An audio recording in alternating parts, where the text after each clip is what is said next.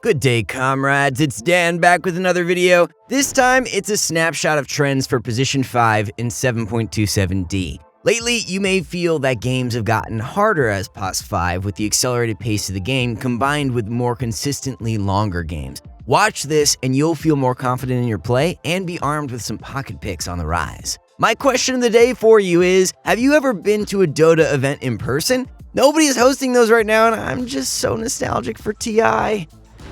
There is a record low amount of viable 5s right now, and I think this is because over the years, the introduction of talents, a wider range of items, and magical scaling options have made a lot of former supports into cores. Lesh, Bounty Hunter, Tide Hunter, Sand King, Venomancer, Visage, Dazzle, Abaddon, Omni Knight, the list could keep going. These heroes all used to be primarily played as support, and now in top-level pubs, these heroes basically don't exist in that capacity anymore. Maybe Sand King, as we mentioned in our Pos 4 highlights video, but that's it. Even former stable supports like Lion and Shadow Shaman have been suffering badly for a while. At low MMR, yeah, these two are still good, but they are so committal, level dependent, and tri-lanes are almost totally out of the meta. A tri-lane can kill a stunned hero every time, but nobody tri-lanes anymore. So yeah, almost every Position 5 left is a lane dominator, aura, save, or combo of the three. Jakiro, Lich, Treant, Crystal Maiden, Chen, Elden Titan, Shadow Demon, Oracle, and the like. As No Tail would say, anything can work, and whatever works for you, works for you. But if you're looking at the pros and want an edge, you're going to have to become a master of securing the lane for the carries. Once that's accomplished, you should accelerate their farm and your own by stacking camps. I think the biggest decision a 5-player can make right now is when to stack/pull versus when to lane. Trust me, your carries are complaining way too much about sharing XP with you. You do need 6 by 12 minutes at worst in this meta. By getting some levels and knowing how to use them, you secure your carry a much better game anyway. Be aware, of course, don't take XP from a Slark who is about to get 6, but who cares if PA is level 3 versus level 4? Your level 2 to 3, for example, matters way more on most supports than the carries because your spells almost always scale better early. It's not all bad. Position 5s are still living the good life, although Ice Frog has begun to cut back down on their items and freebies. Glimmer and Force saw huge cast range nerfs a while ago, along with the removal of the second Tome of Knowledge at 10 minutes. But hey, couriers and wards are free and plentiful. Ice Frog has also been deworking a lot of heroes this year. Is it possible Tidehunter and Dazzle could see deworks that would result in them becoming Position 5s again? How do you feel about the variety of the Position 5 hero pool right now? Is the choice between Phoenix 4 or 5 enough spice for you? Oracle boasts a 51.3% win rate while still being in the top 25 most picked heroes in pro-level pubs. This makes him the highest win rate popular Position 5. Globally, Oracle has a 47.5% win rate, which is not good obviously, but when you consider he's plateaued as low as 43% in the past, it sounds a whole lot better. He's only received the tiniest of buffs in 7.27, and before then, it was a whole host of nerfs. Oracle is all about the meta and player skill. Oracle had a reputation for being an obtuse hero, and few teams knew fully what he was capable of. Oracle's win rate may continue to rise as more lower MMR players find out how to play it. Playing Oracle to the fullest is all about positioning, prediction, and planning.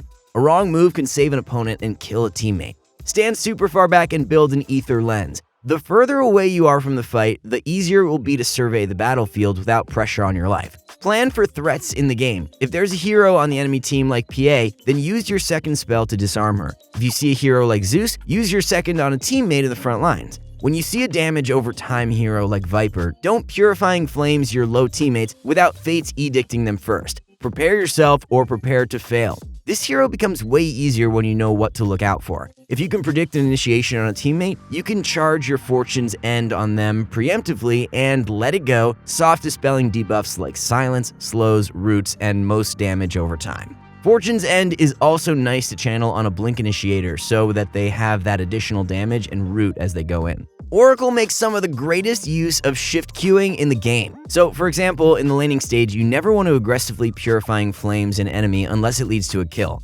Although it's a huge nuke, it eventually heals the target for more than it deals. The way you combat this is by charging Fortune's End, the Q, on an enemy and holding shift and then precasting E on that target. Once the channel is over on Fortune's End, Oracle will immediately Purifying Flames the enemy, and then the projectile from Q will hit and purge the heal off of the enemy. You also want to shift Q up 2 Purifying Flames on your targets when healing them. This makes it very easy to heal them twice during a level 1 W. If you don't shift Q this, then it's a razor-thin margin for error. And the price for failure is very high. A 360 damage nuke on your teammate can lead to sabotaging a fight. By now, you probably know the salve and earn feature borderline exploit with your ultimate. Simply buy earn and salve. Use them on the recipient of your false promise, and ta-da, a 1600 heal. Ether Lens increases the cast range of all items, including salve and wards. Agility carries are in practically every game. This makes Oracle the only hero that should be actively buying salves even in late game. The high skill meta is full of magic and mixed damage mids that hate having their burst negated. Conversely, Oracle both counters and complements these types of heroes. A Storm can recklessly initiate with confidence if Oracle is ready and waiting. Well, be mindful of your Oracle, don't dive too far past and then spam ping, "Where ult, Oracle?" It should come as no surprise that this briefcase-wielding entrepreneur means business. Elder Titan has a hefty 52% win rate in pro-level pubs, and even globally a 51.15% win rate, which is impressive for a hero with some amount of micro and skill shots. While his recent buffs aren't enough for his ET to phone home about, the meta shifts have been enormously beneficial. Aggie carries are in practically every game. Strength carries like Lycan and CK are rare, and utility carries like Necrophos and Bristleback are as good as unseen. If you know anything about ET, you know that there's nothing you want to see more than agility heroes. With max natural order, you remove every single point of base armor from agility heroes. This is very realistically around 20 armor reduction by late mid-game, and the sky is the limit.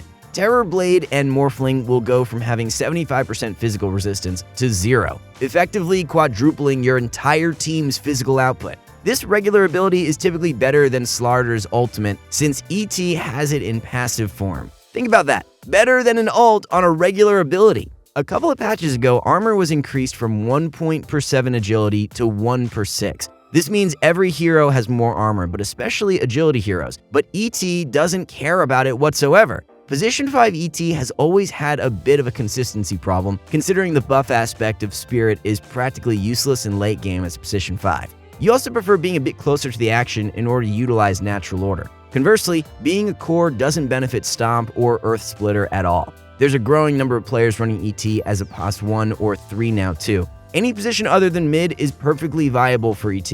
Even mid could work as a specific last pick to something like Terrorblade and Venge.